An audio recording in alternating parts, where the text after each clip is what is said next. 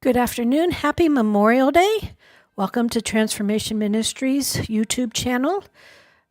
I pray you're having a great day today.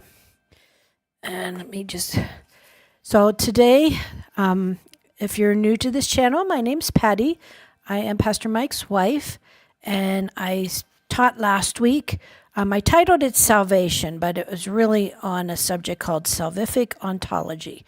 Now, if you weren't here last week, I suggest you go back and watch last week's message, but I'm pretty much going over all of it today. So what I'm teaching today is based on the book by Tommy Miller called Salvific Ontology, The Gospel According to Being. And as I mentioned last week, he's put this out as a booklet. It's a free PDF on his church's website, which is Legacy Church, Ohio. And you go to that website, and then it's under signups. Now, they also have a YouTube channel under Legacy Church, Ohio. There's a lot of Legacy churches around, so make sure you get the one in Ohio. And then there's a lot of Tommy Miller videos on there. The one he did last week on, Sozo Forensics was very good. Mike shared that via email with the church. So if you're on our email list, you should have gotten that. Okay, so we're going to continue on and hopefully get this finished today. So today we're talking about breathing, moving, and being. It's going to be a little bit of a review, but it's going to go into more depth than what we did last week. So we're starting with the two different gospel messages in Acts. Now these were two different groups of people. You've got the Acts 2 with Peter. That was fishermen prophesying in languages they didn't know when heaven broke into earth. That's when the Holy Spirit was poured out in the upper room and the flames of fire came down and they all started talking in other languages. But they were just a bunch of fishermen prophesying. In Acts 17, you have Paul in Athens. Now, Athens was full of philosophers debating the latest new ideas. They loved anything new. Both speak the same message in two different ways. The message is salvation is seeing who you are in the one in whom you live and move and have your being. Now, this is not some new theology. It's actually the oldest theology from the early Christian church fathers and the desert fathers. And we're going to share some of their insights a bit later on. Let's go back to the Acts 2 gospel. Now, as I said, the Spirit falls at Pentecost, and everyone heard these disciples talking in their own language. And Peter gets up and tells the bewildered people, be saved from this perverse generation. Now, this is in Acts 2:40. Now, perverse, the Greek word is scolios. Does that sound familiar? It's where we get the word scoliosis. That's the curvature of the spine. Well, the word scolios means crooked or bent out of shape. So that's what he's using for perverse. Perverse probably isn't the best translated word for it, but and then generation can refer to lineage. It doesn't mean necessarily your father and your grandfather. It can be your lineage way back. The line of descent that shapes how you see yourself and your world. So this is Peter's point. Be rescued from Adam's story about you and his delusion. His story about you and his delusion. Be rescued from that. Be set free from that. You are not a sinner fated for decay, for death and decay. That's not who you are. Even though that's what the Western Evangelical Church says you are, that's not who you are. Be delivered from the kind of human your senses and your history say you are. Okay, don't listen to your senses and your history as far as who you are inside. come into the ontology of the Son. Okay, that's what Peter was telling them. And that day, 3,000 came into agreement and are baptized into a new being, continuing in the apostolic teaching, breaking bread, praying like a family that has just remembered who its true origin is. That's pretty cool. Okay, now let's go fast forward a few chapters to Acts 17 and the gospel that's presented there. And as I said, Paul is in Athens, and he's provoked to speak, not by atheism or paganism, but by misplaced worship. He doesn't sneer at their philosophy, but uses it to reach their hearts. Now, there's a new concept. He preaches one thing, Jesus and the resurrection. That's Acts 17:18.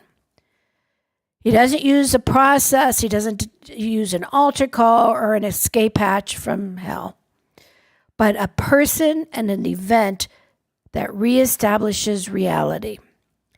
The Athenians, they don't know what to think of him, so they haul him to the Areopagus and demand an explanation. Of course, this thrills them because they like anything new. Paul stands in the statue-crowded court and points to an altar to the unknown God. That's what the altar says. Then he brings the ontological gospel in one sentence. In him we live and move and have our being, for we are his offspring. That's Acts 17:28. Your breath, your motion, your existence, everything is located in God, in him, in Jesus, in Holy Spirit. So if you breathe, if you move, if you exist, guess what? Then you're his. Wow. This is how simple the real gospel is. The first gospel presentations are consistent. Paul tells us that we are no longer crooked heirs of Adam's delusion. Paul tells us what we are, offspring living in God who gives life and breath to all. This is salvific ontology. You are rescued from a tragic way of being. You are rescued from a tragic way of being by seeing you begin in Jesus and his resurrection. Okay, so let's back up and review what ontology is. Ontology means the study of being, or the truth of your being. That's who you are inside you. Not what you say, not what you do, but who you are, who you believe you to be you. What something is, and not merely what it does. That's ontology. Now, when you add salvific or salvation in front of it, so salvific, as we said last week, is the adjective for the noun salvation. It's a describing word, and it describes ontology. So when we add that in front of the word ontology, we are declaring that the being of God, the human, and creation is revealed, defined, and reconstituted by the saving incarnation of Jesus Christ. This is not a gospel of behavior modification or legal mitigation, which is, again, that's what Western evangelicals turn it into. This is a gospel of manifestation. This is being. It's manifesting Jesus in our bodies and seeing who we really are. Now, as we said last week, tragic ontology is narrated by Adam. Its existence interpreted through the dysfunction and delusion that entered the human mind when we traded union for striving back at the fall. So salvific ontology overturns tragic ontology. In Jesus incarnate, crucified, raised, and ascended, the human is fully disclosed. He's not just an example for us, he's an example of us. And the Father is fully revealed. The way into this reorientation, and that's all it is just reorienting who you are, where you are from. It's not a ritual you perform. It's a face you behold. Remember last week when we talked about Exodus and the bronze serpent? And John 3:14 says, just as Moses lifted up the serpent in the wilderness, so must the Son of Man be lifted up. So Jesus, who's saying these words, is comparing himself to the bronze serpent. And what did the Israelites have to do to be healed? Just look at that bronze serpent. They didn't have to do anything other than see. That is the mechanics of salvation. Jesus himself is telling us that by comparing himself to the bronze serpent. And the first century church preached an ontological gospel because Jesus had reestablished reality. He revealed what existence is in him. So let's look at the early church fathers. Now, these are the people that came after John and Polycarp. So you have the earliest Christian voices. You have the Apostle John. Okay, then he has a disciple called Polycarp. These are the voices that this first one is actually Polycarp's disciple, but they speak about seeing and being. So the first one is Irenaeus. He sat under Polycarp's teaching and he wrote, "The glory of God is a living man, and the life of man consists in seeing God." Seeing God. That's where our life consists. That's in his book, Against Heresies. And remember, salvation is seeing. Now, I want to just point out here, you might say, why is this important? Why do we need to know this? I'll tell you why. Because we know from example, the church that we are in is still in tragic ontology. And as I explain a bit later, they totally reject what we're saying. And they look at it, I believe, as a new gospel, a heresy. They've said it's a heresy. It's antichrist even. False teacher. That's what the words they use, false teacher. But really, it's not. It's what the early church fathers taught. This is the oldest doctrine in the world. So you need to know this so that when you come up to someone and they accuse you of being a false teacher, of coming up with a new doctrine, no, this is not a new doctrine. Matter of fact, what they believe only has been around for 200 or 300 years. It's a new doctrine. This, what we're teaching, is not. Okay, let's move on. Athanasius. Now, he's about a century after Polycarp and Irenaeus. He gives us a litmus test for the scope of redemption. Okay, what he says is, what is not assumed is not redeemed. What he's saying is, if Jesus took it on, then he took it back. If and we've talked about this with Baxter and Bruce Wakobi. Jesus had to go all the way to the bottom of our darkness in order to heal all of it. If he didn't reach all the way into the bottom of our darkness, then we can't be free of our darkness. If he didn't experience everything we experience, then we can't be free of it, okay? So that's what Irenaeus says. That's what Athanasius says. He insists that salvation required the Word, Jesus, to take our actual condition, not a substitute or an illusion. Okay, he actually had to be so that we could be. The Word, this is Athanasius' words, the Word became flesh in order that he might restore the likeness of God in us. Okay, let's go to the next guy, Gregory of Nazianzus. I don't know. He echoes Athanasius. For that which he has not assumed, he has not healed. but that which is united to his Godhead is also saved. So to him, salvation was being united to the Trinity. And then Augustine. Now, Augustine said some very damaging things, and that's where we ended up, how we ended up with partly with Western Evangelical. But he did say this is very good. We are made not only Christians, but partakers of Christ. He who abides in him is conformed to him, so that we may become what we receive. Now that's his quote, the Tractate 7 on John. He was studying the Gospel of John. Cyril of Alexandria teaches that Christ's flesh and blood affect real union, one body, participants in God.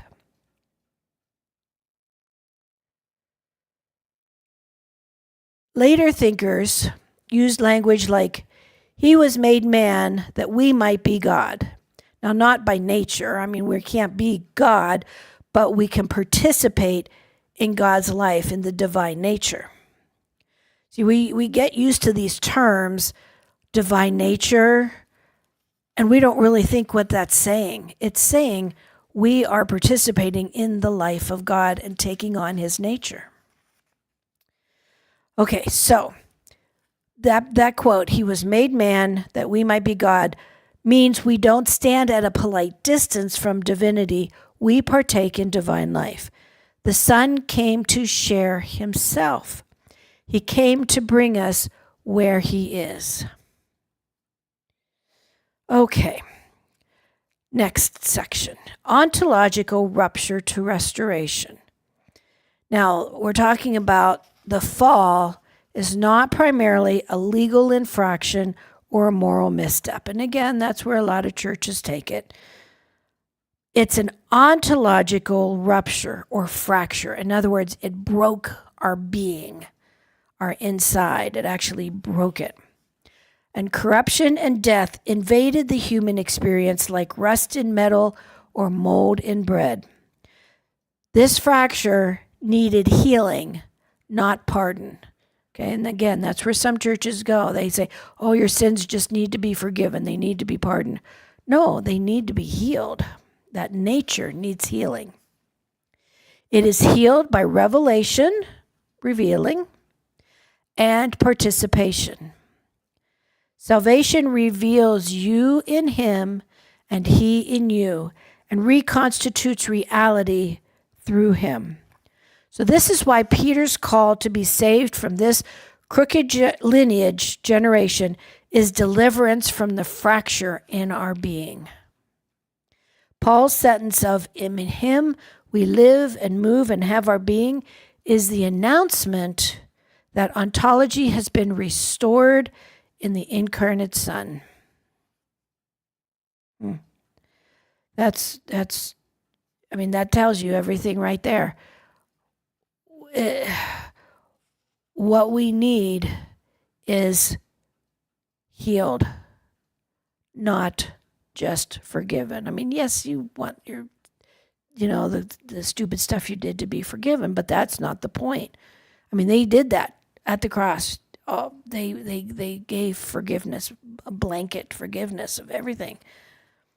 But for us personally, we need that broken being inside of us healed. And that's what we get in Jesus once we realize it. Okay, let's do a little bit of comparison between Adam and Jesus. The gardener versus the shepherd. Now, in gardener and shepherd makes you think of Cain and Abel, same thing. Cain was the gardener. He brings the fruit of his own labor as an offering to God. Abel, the shepherd, brings blood from his flock. The firstborn gardener rises against the secondborn shepherd. Performance resents grace. Self-production persecutes dependence. Adam is a gardener. Christ is a shepherd. No matter how polished the gardener's offering, he will always hate the shepherd's revelation because the shepherd exposes the futility of working to get your salvation. This is why you can't make sense of salvific ontology from Adam's vantage point. Adam cannot see Jesus. It's impossible. The nature of God and the nature of humanity are unknowable through history, senses, and experience apart from the saving incarnation of Jesus Christ. It's only through Jesus, okay, that you can know God and know yourself. The gardener's eyes cannot decode the shepherd's sacrifice. He can't understand it. He can't figure it out. And our senses are part, until they are redeemed, they can be of the Adamic nature. So don't demand that your senses agree with what the Son has already revealed. If you try to figure out atonement from Adam's perspective, you will reduce Jesus to an example you cannot imitate and then chain yourself to deeper guilt. So the solution? Reorient your sight. Behold who you are in Him. Now, wisdom and sight are two totally different things, and wisdom fails and sight saves. In 1 Corinthians 1:21, Paul says, "In the wisdom of God, the world through wisdom did not know God. It pleased God through the foolishness of the message preached to save those who believe." So the wisdom of the world can't find God, okay? We try to get people, sometimes, I'm not saying you do, but people, Christians try to get people to God through arguments, proofs, and so on. They try to use wisdom to get people to God, and you can't find God that way.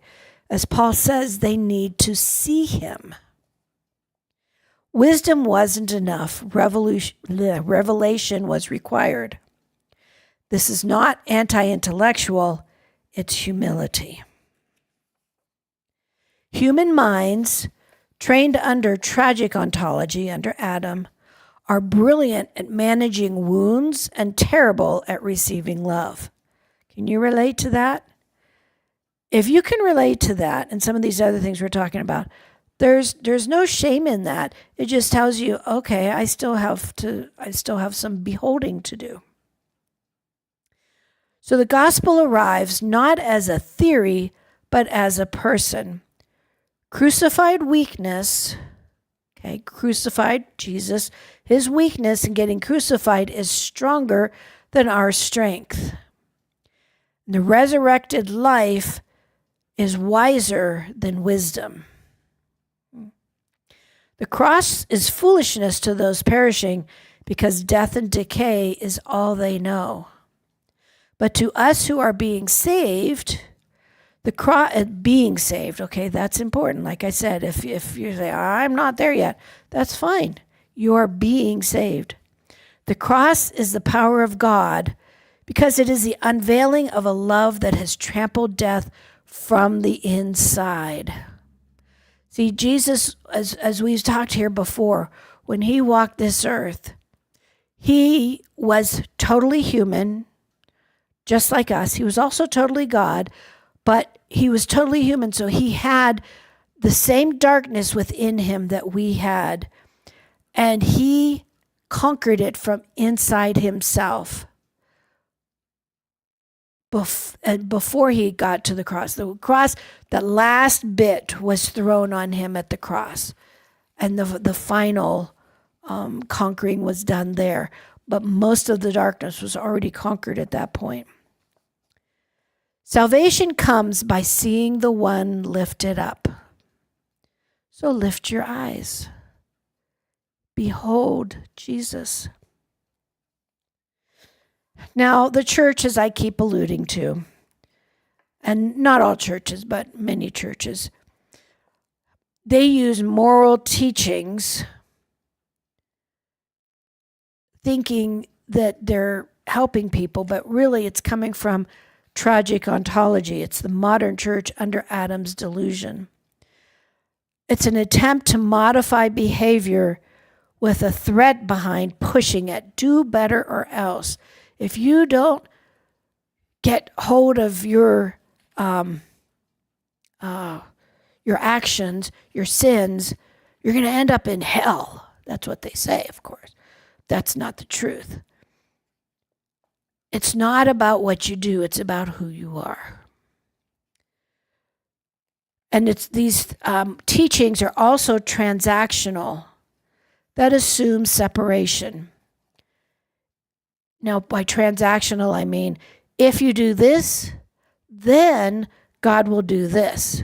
But if you don't do this, then God won't do that. And that's, God just pours out on us because of his love. He doesn't do things in response to our actions, no matter how much we think he does. Although we can, in his love for us, I believe his heart can change in some aspects, not in the main aspects, but, about certain situations or whatnot. I don't know. Well, just skip that one.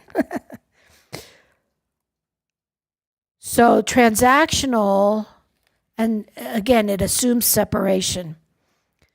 It assumes that God's over there and we're here and we're trying to get to God. And if we just do this, we'll be able to get to God. If we just say these words, pray this prayer, get baptized, do this, do that. But it's not about that. That's not love, that's coercion. Think about it. If you behave out of fear of your spouse, that's not marriage, not true marriage. If you behave out of fear of your father, that's not sonship. And that could be your earthly father and your heavenly father, okay? If you're behaving out of fear, you're not being a son or daughter. Threat can modify action, but it cannot make a heart new. And what I found is if you don't make the heart new, those old actions will eventually come back. They're not really gone. They're just kind of covered over.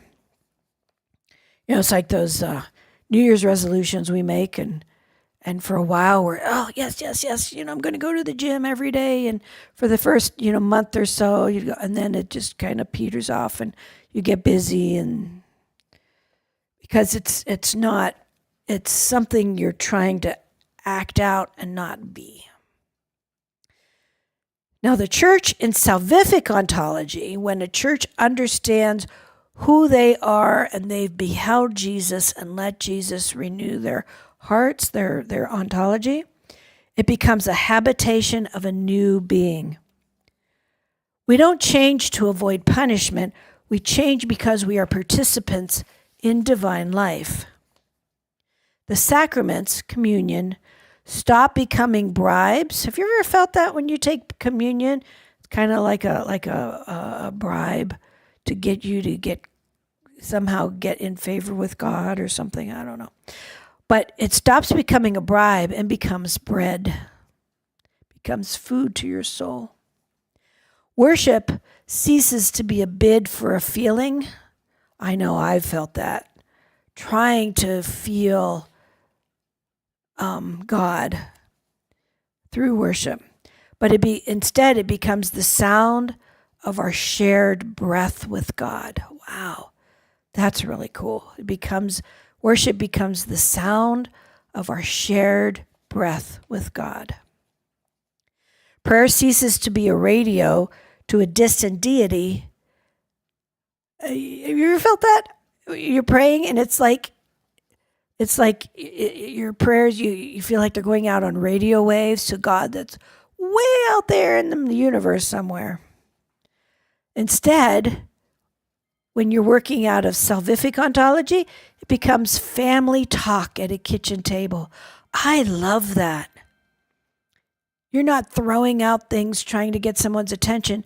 You're discussing life around a table. Wow. That's what prayer really is, folks. Okay, now let's get back to communion. I mentioned it. Communion is not to remind yourself how far away you'd be without Jesus. That's not the purpose. You receive it because you are one body with him and therefore participants in God. As Cyril of Alexandria insists, his flesh and blood, Jesus' flesh and blood, affect real union.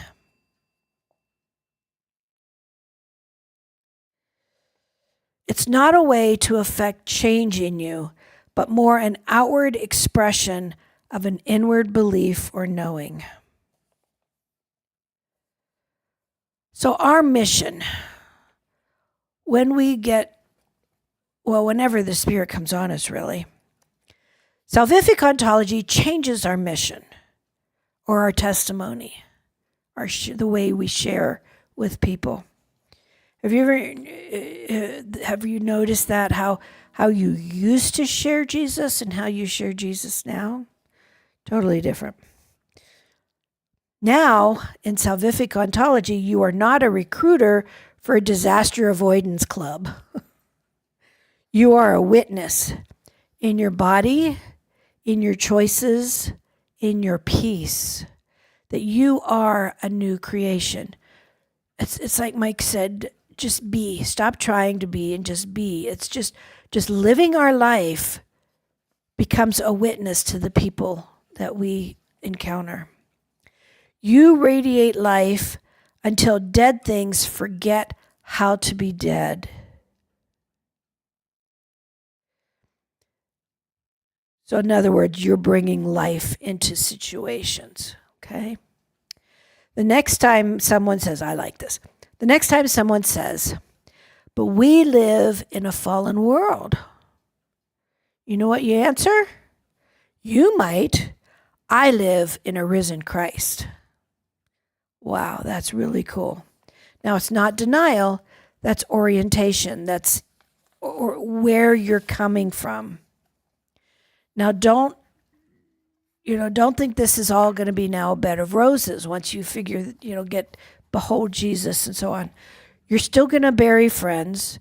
You're still going to fight symptoms. You're still going to stare down bills. But you'll do it from union, not exile, not separation. You'll do it with the echo of Easter, resurrection, thundering in your bones. Because remember, are you breathing? Then you're his.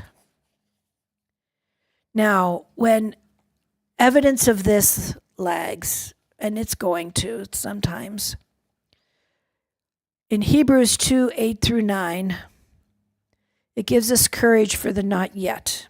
This is what it says. You have put all things in subjection under his feet. For in that he put all in subjection under him.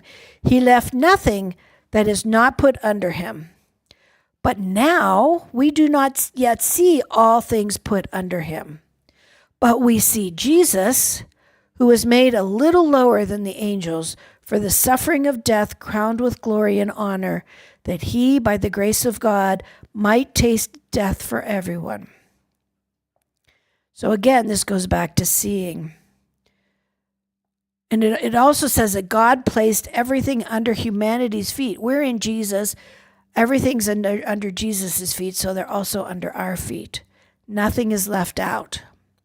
Yet we do not see all things under our feet. When we feel the contradiction, we live inside it. Again, then comes the apostolic strategy, but we see Jesus. When evidence lags, faith leads. Faith is not blind belief in a void, but a clear-eyed trust in a face. That's what faith is, a clear-eyed trust in a face, the face of Jesus. You do not invent a better future, you behold the one who already holds it. You start until the shape of his life becomes the shape of your days. It's all about Jesus. It's all about seeing Jesus in the tiniest moments of your day. Now, the old gardeners, the tragic ontology people, the Adam, will accuse you of presumption. The old Athenians will ask for one more novelty. The old Pentecost cynics will say you're drunk. Smile, lift your eyes, keep looking. The serpent is on the pole. The Son of Man is lifted up. And this is how salvation works. To sum it all up, when you preach Jesus and the resurrection. When you lead people to behold. When you worship like a family who finally recognizes itself in the mirror of the Son. When tragedy speaks, when bills pile up, when symptoms flare and loved ones falter, don't pretend it isn't hard, but look anyway. Hebrews says we don't see everything under our feet yet, but we do see Jesus. Keep him where you're looking. The world through wisdom did not know God, but the world through a lifted up Son will. Lift your eyes. The new creation has already begun. And you breathing, you moving, you being offspring, were born for it.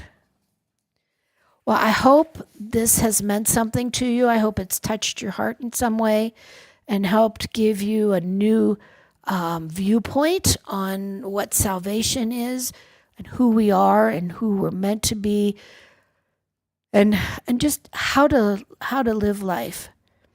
And again, we don't, in talking about Tommy Miller, we may not agree 100% on everything he says, but he's very good to listen to. And you just, if something doesn't sit right, you just throw out the bones.